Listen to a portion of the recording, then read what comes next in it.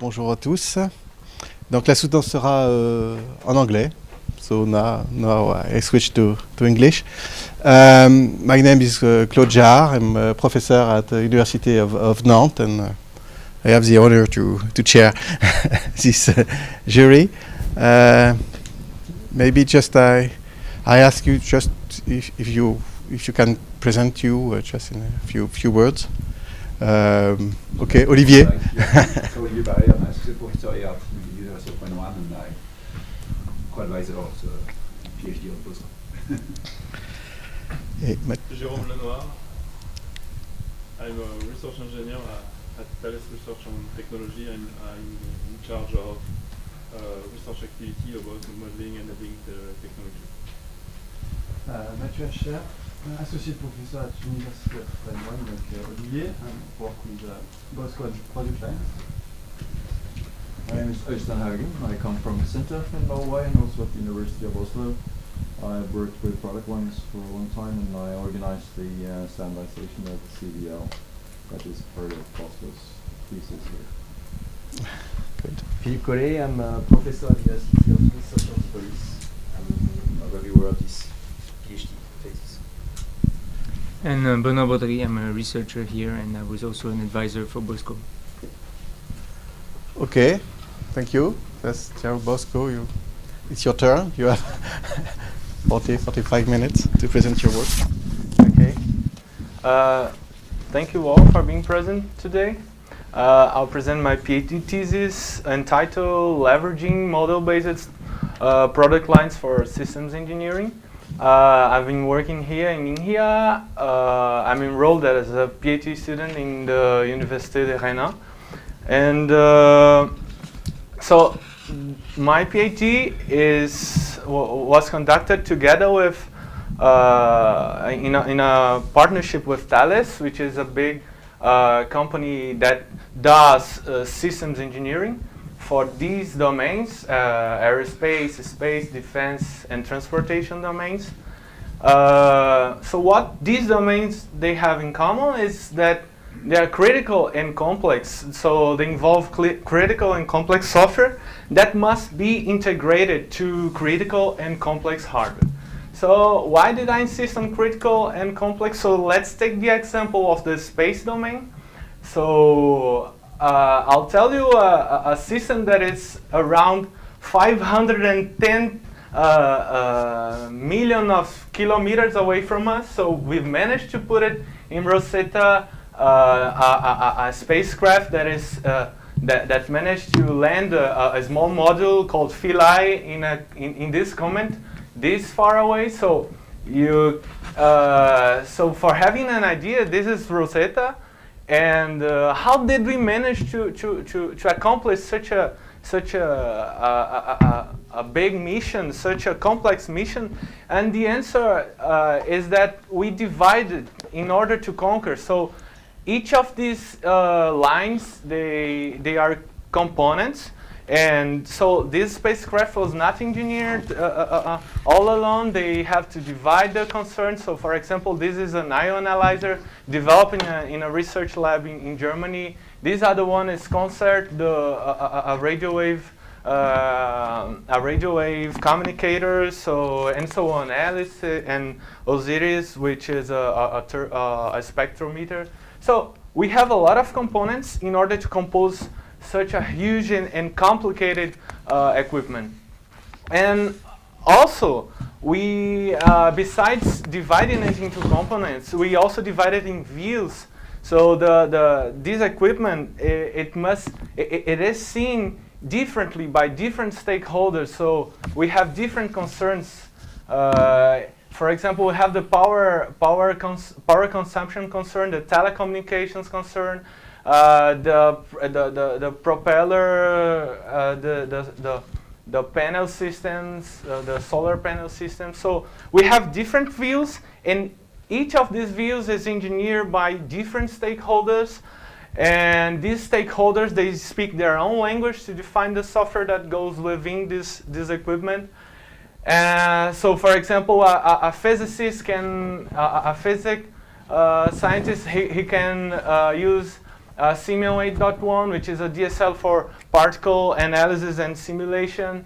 Another guy from the telecommunications domain can use SDL for defining his own protocols of communication.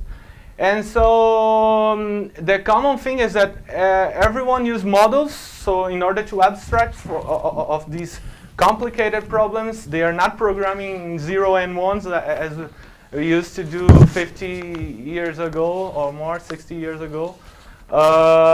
So they use models, and in a way that the models, they drive the development process itself. So this is a recent reference that says that model-driven engineering is practiced widely across a diverse range of industries. So not only space, you can find it also in automotive domain, for example. So the state of the practice of developing these systems is you have the multi-views expressed with multi-DSLs, multi-domain specific languages. And then you compose these views in a design model, and you generate code, and you put it in your hardware. And then besides model-driven engineering, you have the needs of a company that develops this kind of software. So they have the needs of the clients that will ask them for developing new products, and they have to develop them, but they have to do in with a reduced cost and a reduced time to market in order to be competitive. And so because of this, they reuse software in order to reduce this cost. So you have a common base of reusable assets in the enterprise, and then you keep reusing them in order to compose the different products. So this is the notion of software product line. And in a software product line is actually the desired behaviors that you can define. The client or the engineer can choose a set of choices. So for example, choose A and B, and you will automatically generate the product itself with these features. So these are features that the engineer or the customer can choose, and then you have the actual product generated. So the problem with this is that variability is hard to realize. So it's not that common to just pick this. Okay, it's an available option for the engineer, and the set of reusable assets is already used, and it's correct. But then you can have a wrong product in the end because variability is hard to realize, and we don't want this kind of behavior. So our goal is actually to prevent this. And so let's understand deeper this problem.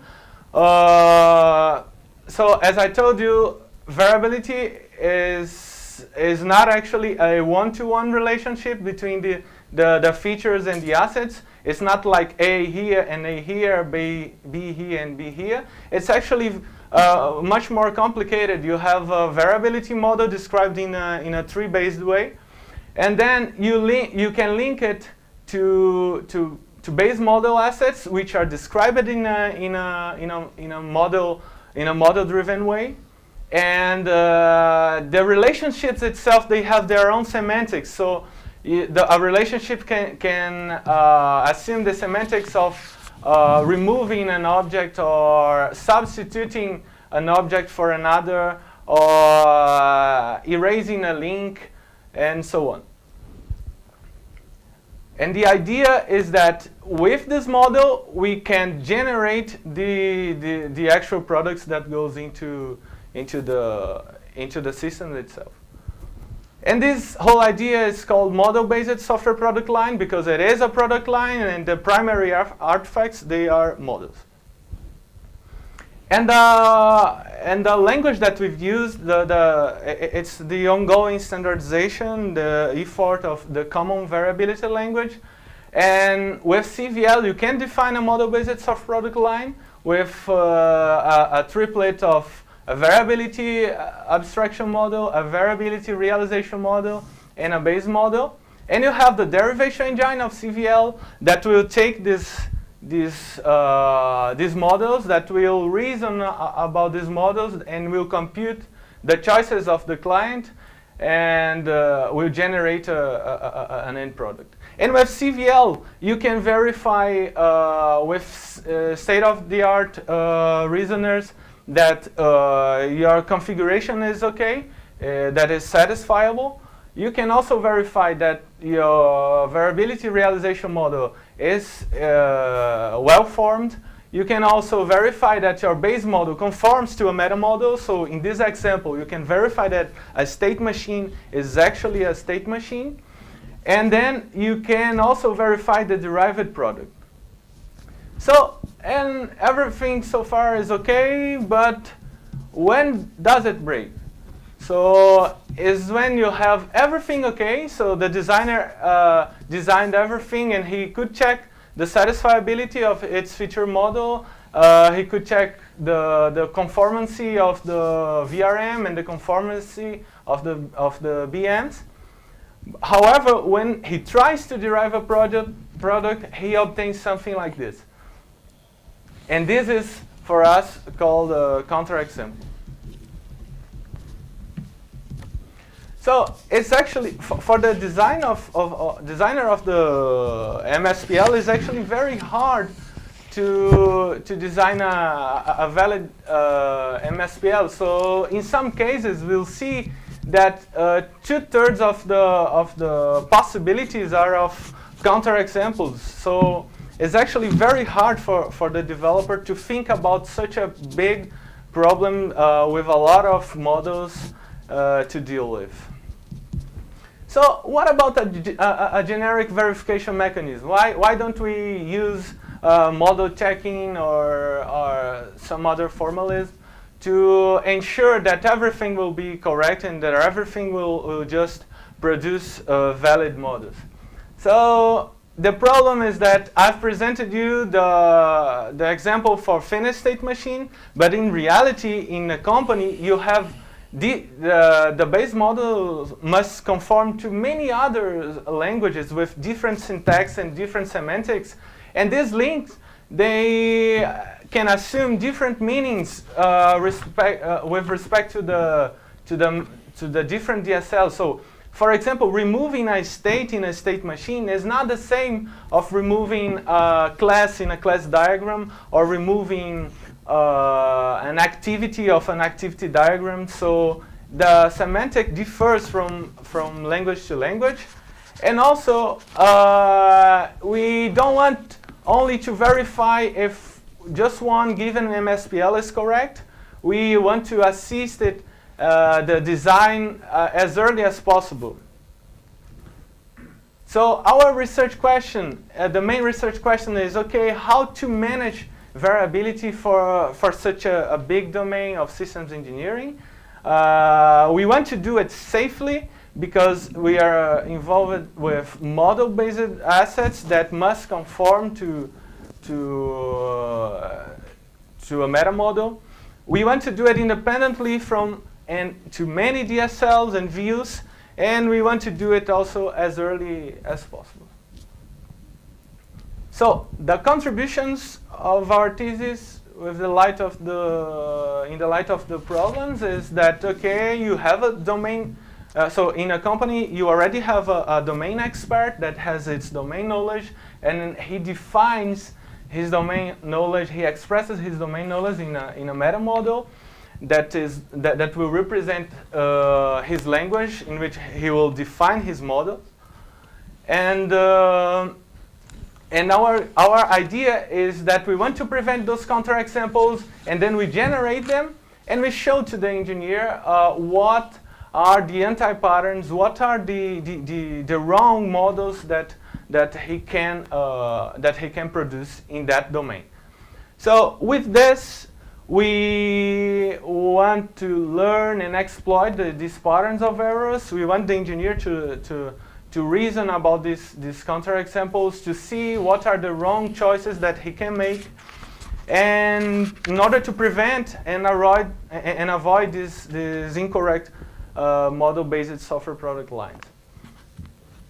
So let's take a look in the generation process, which is the core contribution of our thesis. So, and first let's define the vocabulary. So a model-based software product line for us is actually defined, we define it with CVL, with the Common Variability Language. So it's a couple of CVL and a derivation engine. And then the CVL model has a variability abstraction model, a base model, and the relationships between them. And the derivation engine is a function that gets all these models in a valid configuration, it can be invalid also, a configuration, and generates a derived model. So that's our first definition. The second definition is what it is actually a counterexample of model-based software product line. Is when the CVL model is well formed, we can verify that everything is correct. However, there exists at least one valid configuration in the VM, in the space of the valid configurations, that when applied to a derivation engine will result us in a derived model that it's incorrect. So this is an example of a counterexample. The MSPL that I've shown before, that when this link existence is executed, or this object existence, you will actually have a dangling reference and so on. So the generation process itself for generating these counterexamples that we want to show to the designer. So we wanted to work with the artifacts that the designer already worked in the company. So we didn't want to be intrusive on the development process. So we got automatically the metamodel from him, and then we generate base models randomly, and also we take some attributes, some parameters like the max depth and max number of children, and we generate a synthetic VM. And then we also generate randomly the configuration that goes fulfilling this VM. And then we get another attribute, we get another parameter, the link percentage, that will tell us how much is this variability model linked to the base model. So in this case, it's around 90%. So yes, and then we create randomly also the links. We randomize the types of links, and then after we synthesize this model, we will try to generate a product itself with the derivation engine, and then if our model is incorrect, we store it in counterexamples oracle, and if it is not, we just discard it. So this is the overview of the generation process, in which the metamodel is the only mandatory input. The variability model is optional. You can give it as input or not, and the base model is also optional. So after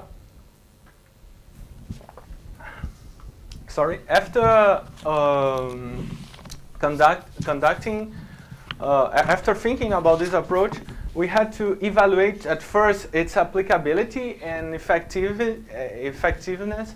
So the question that we asked before is, okay, can we actually apply the approach? Is the approach going actually to generate counterexamples? Will we find counterexamples? So we've applied the approach with small and big DSLs. So for example, in finished state machine, which is the running example that I'm showing here, which has 3 meta classes and 4 rules. We also applied to a big one, eCore, which has 20 meta classes, 33 data types, 91 validation rules. And then we could obtain linear time. So we applied it, and we wanted to generate 100 counterexamples for each of these meta models. and we've obtained linear times. I'll comment a bit more on the absolute times in the next slide. So we ran it in an Intel Core i7 processor, and these are the results for the finished state machine and the core. So we then we've applied to eCore in FSM, but our goal is actually to help in the industry itself. So let's apply to Capella, which is a workbench in Thales, which has 20 metamodels within it, with 400 metaclasses, 200 validation rules.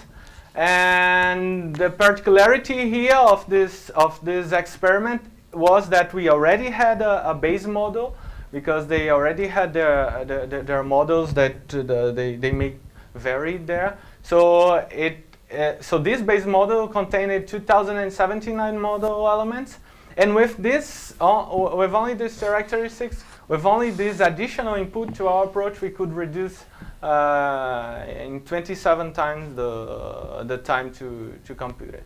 So it was also linear, the generation process. We could obtain 100 counterexamples in an average of 10 turns of 281 seconds, while before it was around 12,000 seconds. Yes, and having the base model, we could actually reduce 27 times the number. So the explanation around this is actually it's very costly to generate random instances of a metamodel, because the metamodel has a lot can have a lot of concepts, can have a lot of relationships, and it's actually costly to generate it. So the second research question that we evaluated on this was, okay, do counterexamples increase with the domain complexity? Is our approach scalable, in other words? So we've applied to FSM, we've applied to eCore, we've applied also to Capella, and we've seen at Tenet that the percentage of counterexamples were increasing according to the complexity of the metamodel itself. So we also applied to UML, which extrapolated these numbers to 247 metaclasses, 17 data types, and 684 validation rules. And then we passed it to this, to 67% of counterexamples, of chances of obtaining a counterexample. So the third question, we want to see the nature of the errors itself. Were the errors occasioned by OCL rules or by metamodel rules? And we've obtained these results, which gives us an insight that in a metamodel with a lot of validation rules like UML, the validation rules they are the majority of the reasons of the errors, of the counterexamples. So the fourth research question was that okay, we've generated these counterexamples, and is it possible for us to design antipattern rules to detect these counterexamples in advance? So for this, we've experimented first with FSM. We've seen the counterexamples, and we've seen that there were recurrent errors, like the removal of an initial state. And then we just implemented this rule of preventing an object existence to point to an initial state, because you cannot have a finite state machine without an initial state. And with this, in another one, we also implemented the second rule, which was also we could not substitute an initial state by a finite state by an initial state. And with this, it could decrease 4 times the risk of generating an invalid derived model. And okay, this was the first experiment for finite state machine. And we wanted also to see applied to in the context of Thales, in the context of the company itself. And we've applied also, we answered this question also for Capella. We've implemented one antipattern rule at first, one checking rule before to prevent the counterexample. And then the rule was to forbid an object existence on a specific kind of model called events and call action. So this was a recurrent error. Many times the derived model broke because of this of the removal of this model element. So you can see that okay, here it's simple. Let's just prevent of not pointing to an initial state. Everyone knows that a finished state machine must have an initial state. However, in such a big and complex domain like in the Capella, it's not evident that there are some model elements that have not to be removed. And if you see how huge is the metamodel, and if you go looking for the mandatory elements, it's actually very complex. So with only this rule implemented, we ran the experiment again, and then we could decrease in 50% the risk of generating an invalid derived model. And then we kept going on implementing these rules. We've implemented eight basic OCL rules, and we could reduce in 80% the risk of generating a counterexample in the Thales context. So wrapping up this part of the thesis is that we found that counterexamples, they are feasible. We actually can find them automatically. And the number of counterexamples, they increase with the domain complexity. So as more as your metamodel has classes, has relationships, you are more prone to commit errors, to make errors. And that with these antipattern rules that we've implemented, we could see that they can serve as basis for antipattern checking rules. So, okay, what's next? You found counterexample, you gave it to the engineer. So the engineer now, he has the option whether he wants to customize the derivation engine, the derivation semantics of CVL to better fit his domain. He can also try to implement checking rules on the triplet.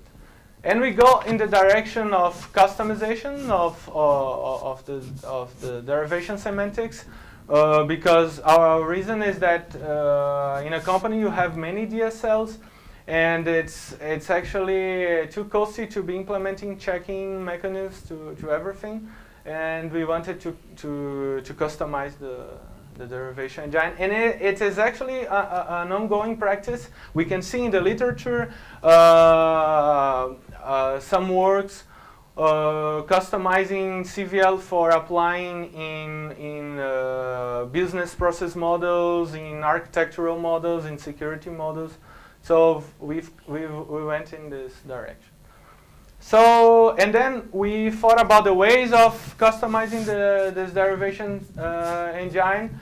So the first one was, okay, let's just change statically the code within the derivation. So it's, yeah, the second way was to use the mechanism within CVL of the opaque customization, that you can have black box semantics and just plug on the derivation engine. And the third one was an approach that we proposed, which is an extensible customization that you will implement alternatives to the semantics itself in a way.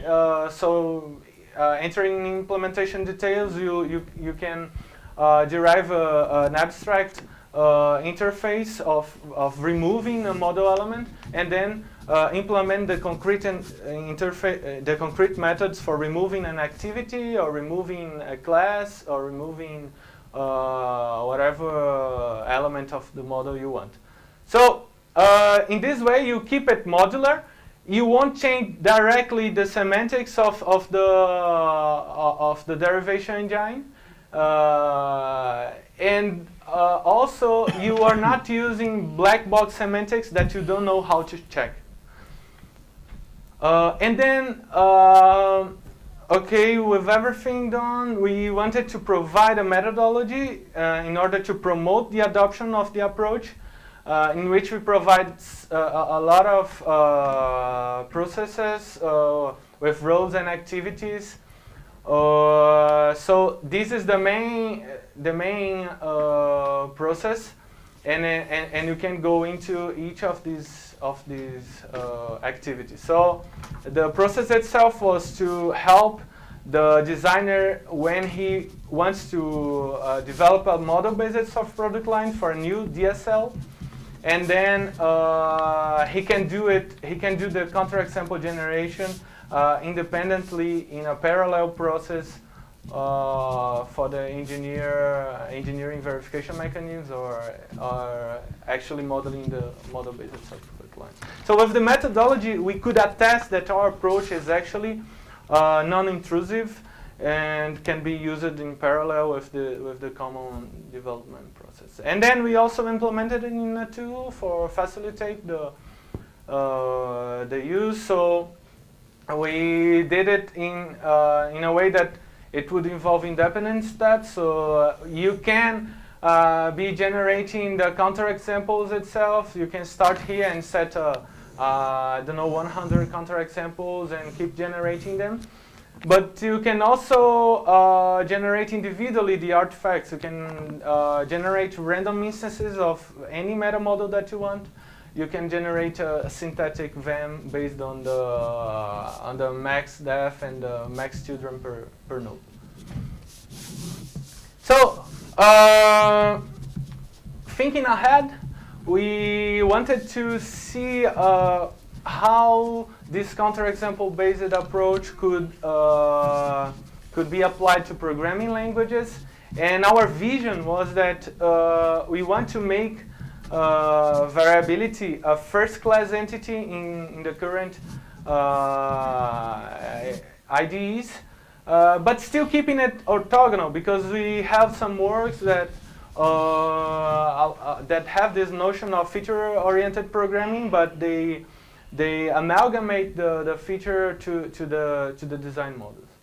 So our idea was that can we actually do this? So we have the feature and a variation point and link it to different DSLs,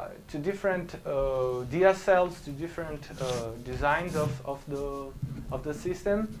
And our goal was to assess the adequacy of CVL when applied directly to Java.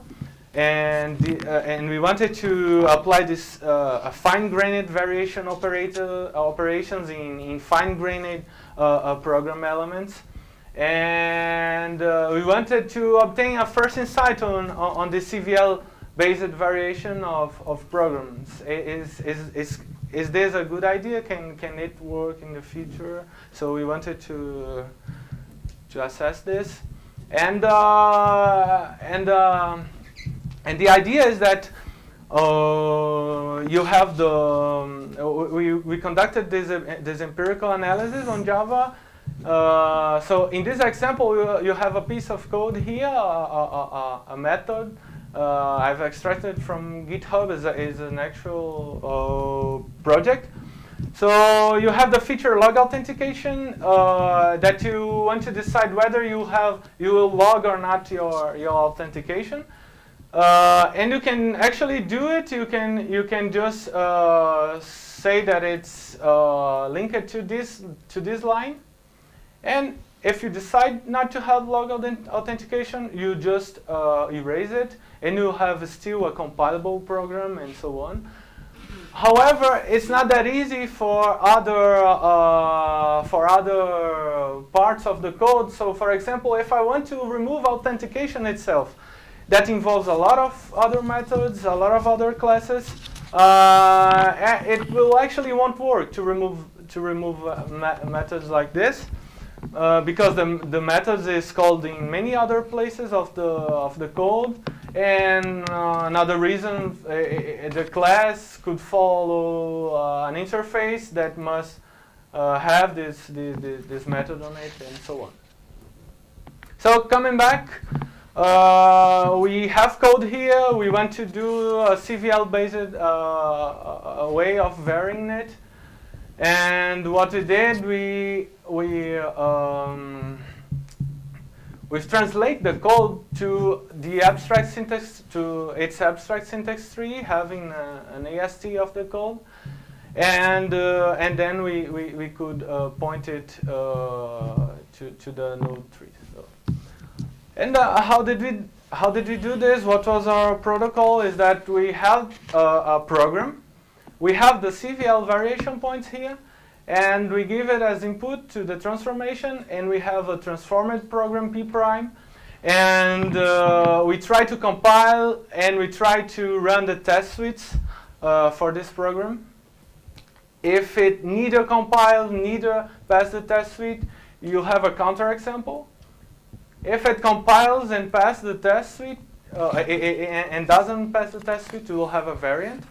Because it can have another functionality. And if it does compiles and does pass the test suite, so you have a SOSI, which is a whole new area of research in our team, that are transformed programs that have still the same that have still the same behavior, that preserve its behavior. However, they have different structure. They were transformed. So the data set of this experiment, we got 8 big and widely used Java programs. They were actually libraries. So from 1 to 80,000 lines of code, and 23 to 803 classes on it. And then we went applying random transformation, just like in the counterexamples for model-based software product lines. In order to establish causality, this time we just applied one transformation per time. And we've applied 376,000 of transformations in total. So what did we measure? We've measured the percentage of counterexamples that we've encountered on it, the percentage of variance, and the percentage of solutions, the total of the experiment. So in the hypothesis that we want to test, I'll present you now together with the results. So we found that it is easier.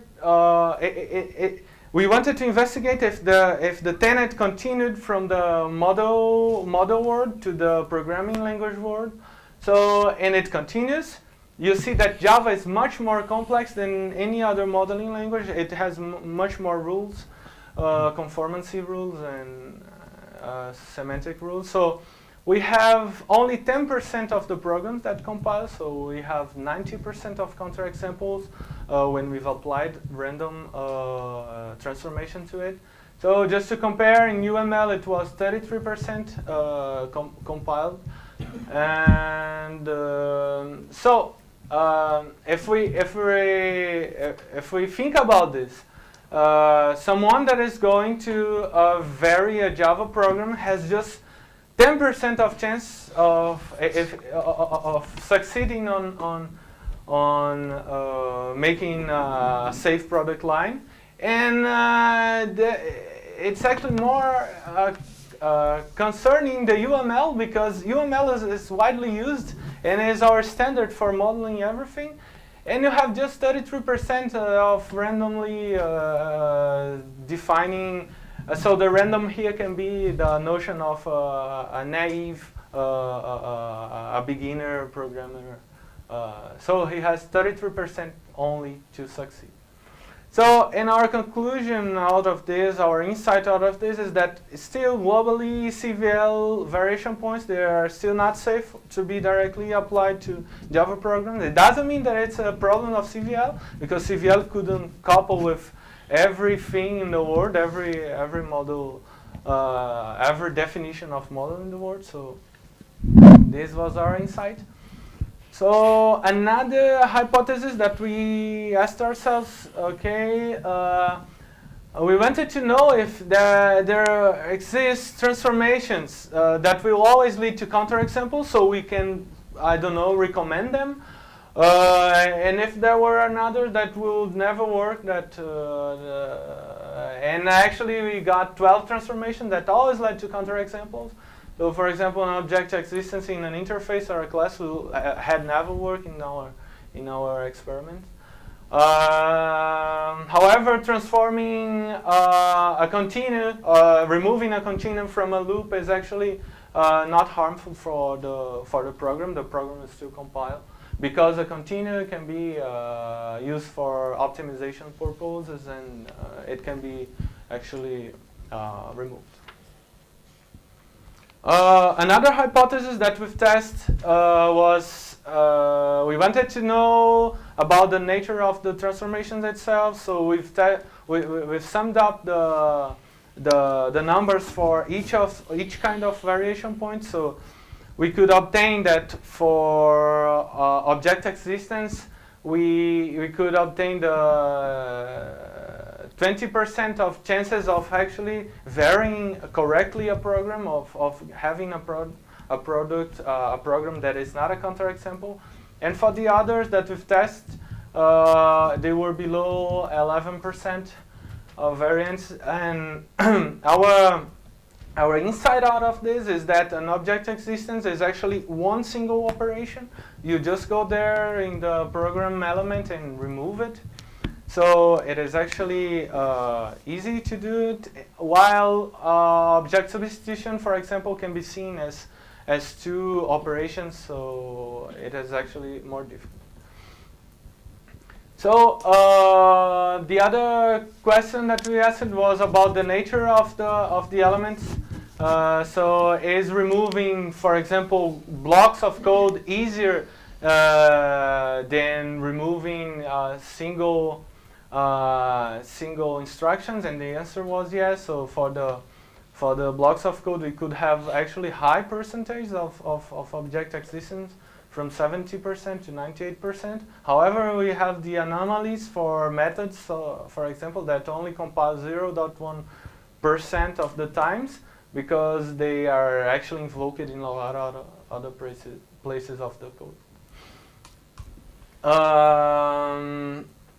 So summing up, CVL is not yet safe for direct application to Java. The counterexamples we found were of 90%, the chances of finding a counterexample.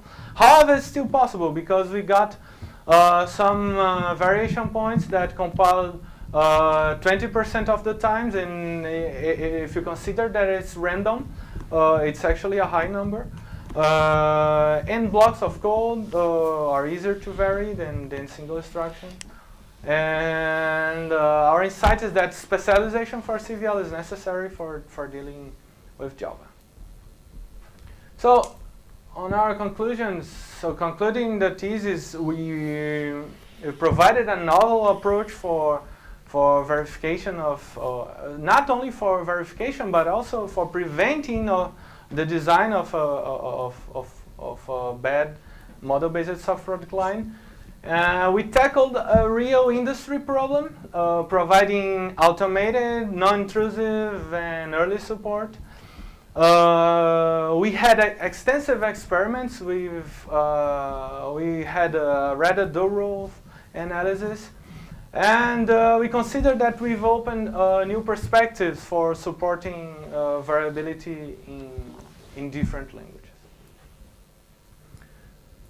So my short-term perspectives for this work is the first thing we want to do is to enhance the counterexample generation. So now everything is random. We want to narrow down the search space with search-based heuristics like genetic programming and so on. Maybe use T-wise algorithms to pick only the configurations that are important for us in a T-wise manner.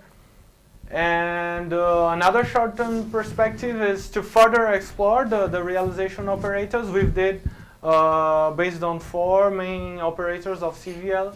We want to extend it also for more complex variation points like the fragment substitution. And also another perspective is that we can use state-of-the-art practices in model-based engineering for realizing variability in models, like model slices. As long-term perspective, we actually want to achieve an automatic extraction of rules from these counterexamples, because now we give it to the engineer and he has to manually look at the counterexamples and decide whether he will implement a rule or not. And we want to do it automatically, trial these counterexamples, in a way that we could extract valuable information for making possibly more intelligent IDEs with recommendation systems, recommending what to don't have to do in a model-based context. Self-tanning of these domain-specific checkers, because what happens in practice is that you are always changing a metamodel, putting a new concept, so you could automatically run these counterexamples again and automatically acquire new rules, and then turn your derivation engine. So these were the publications that we have, and thank you very much for hearing me. Thank you.